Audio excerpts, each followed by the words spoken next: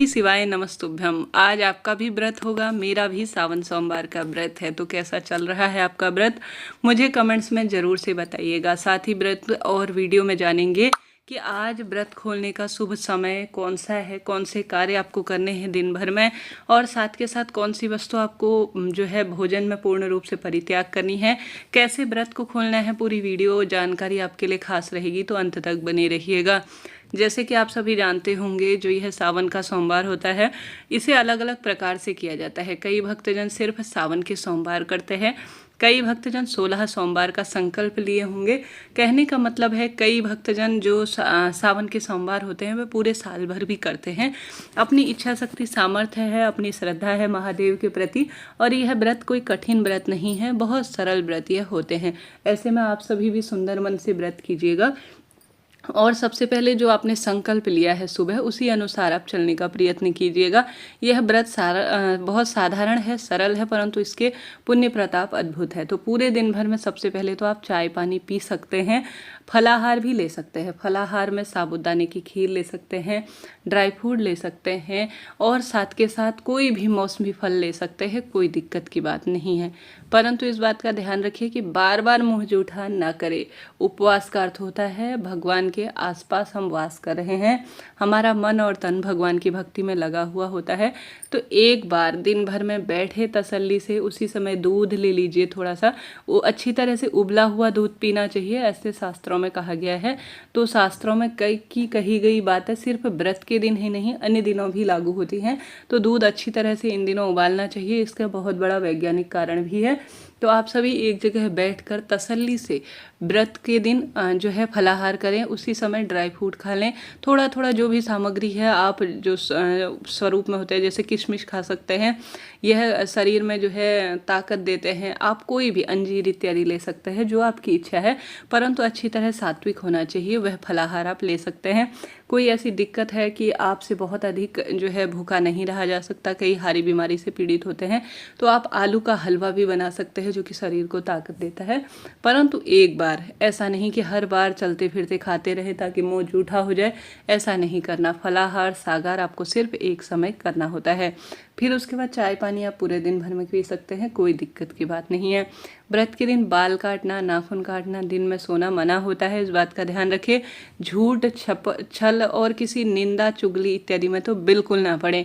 आज अपने घर पर शिव जी के भजन रखवाएं, या मंदिर में जाकर थोड़ी देर ही सही भगवान के भजन करें। शाम के समय मंत्र जाप करें। अब आपको व्रत कब खोलना है ध्यान से सुने।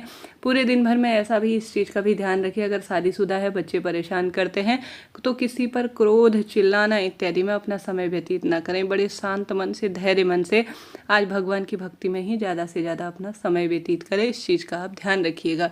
उसके बाद भगवान जी को नमन करते हुए शाम के समय में आप दिया बत्ती करें।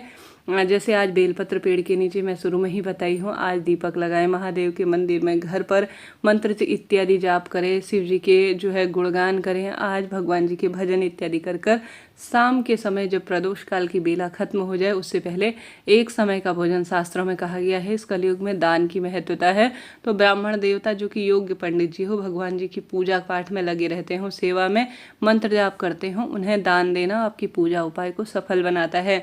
जो वैदिक कर्मकांडी ब्राह्मण होते हैं, उन्हें ज़्यादा दान में दिया जाता है, तो जीवन सफल होता है। हालांकि गरीब निर्धन जन व्यक्ति को भी दे सकते हैं, कोई ऐसी दिक्कत की बात नहीं है।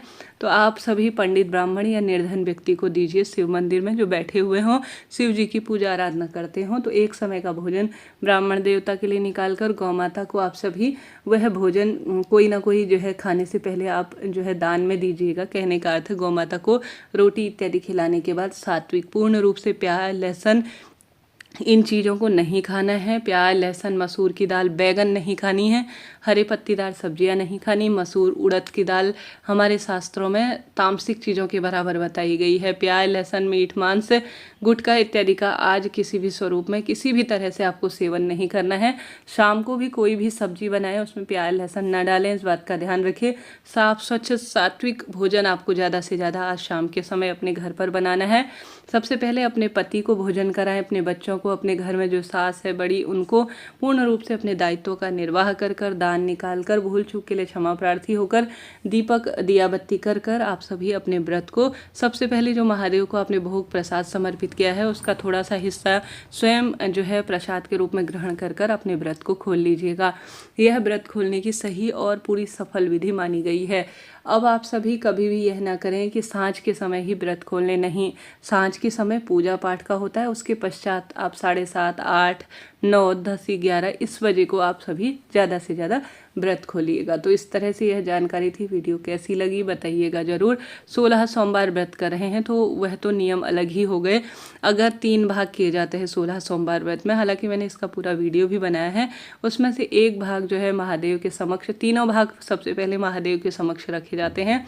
एक जो है इसमें गणेश जी के नाम का, एक महादेव के नाम का और एक आप भगवान जी के समक्ष ही समर्पित करते हैं। उसमें से एक भाग आपको प्रसाद स्वरूप महादेव को समर्पित करने के बाद ग्रहण करना होता है, एक गौ माता को जो है खिलाना होता है और एक दान में दे देना होता है। उनको भगवान जी को भोग लगाया जाता है सबसे पहले, उसके बाद ही अपने व्रत को खोला जाता है। इस तरह 16 सोमवार व्रत की है व्रत खोलने की विधि होती है। तो 16 सोमवार व्रत कर रहे हैं तो इस तरह से नियम ले, सामान्य व्रत खोल रहे हैं तो इस तरह से अपने विधान में लीजिएगा।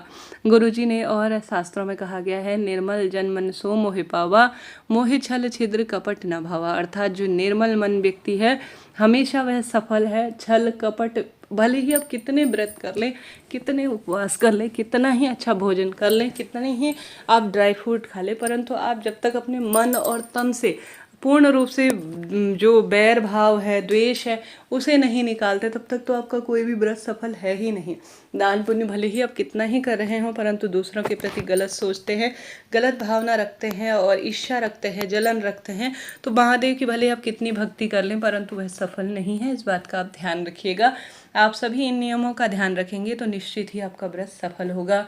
आप पूरे दिन भर में मंत्र जाप करें, प्रभु की आराधना करें, कमेंट्स में श्री शिवाय नमस्तुभ्यम लिखें, जीवन सफल होगा। आज गुरुजी ने कह रखा है आप सभी संभव हो तो आज सुहाग की सामग्री दान करें, नहीं तो कल दान करें। सोमवार व्रत कथा सुने जरूर, भगवान की भक्ति में ज़्यादा से ज़्यादा समय व्यतीत करें, बेलपत्र का पौधा रोपित करें। महादेव में अगर निर्माल्य पड़ी है, मंदिर की जो आसपास एरिया है वहाँ साफ़ सफाई अच्छे से नहीं हुई है, तो आज शाम के दिन जाइए, व्रत के दिन आप निर्माल्य मंदिर की साफ़ सफाई करें, झाड़ू लगाएं, मंदिर को चमकाएं, आपका भविष्य चमकेगा, पति बच्चों की लंबी आयु होगी। कोई भी महिला होती है वह कोई भी कार्य करती है तो पूरा परिवार उसका सुख प्राप्त करता है और अद्भुत ही इसका वर्णन कहा गया है। तो आप पूजा पाठ आराधना भले ही कम करें परंतु अपने घर के जो दायित्व हैं उनका निर्वाह करें, मानव सेवा में लगें, भगवान की भक्ति, पौधारोपण, मंत्र जाप, 2 लोटा जल, यह पर्याप्त है जीवन जीने और अपने आप को सफल बनाने के लिए। वीडियो कैसा लगा, कौन सा वीडियो आप देखना चाहते हैं यह भी मुझे ज़रूर से बताइएगा। श्री शिवाय नमस्तु।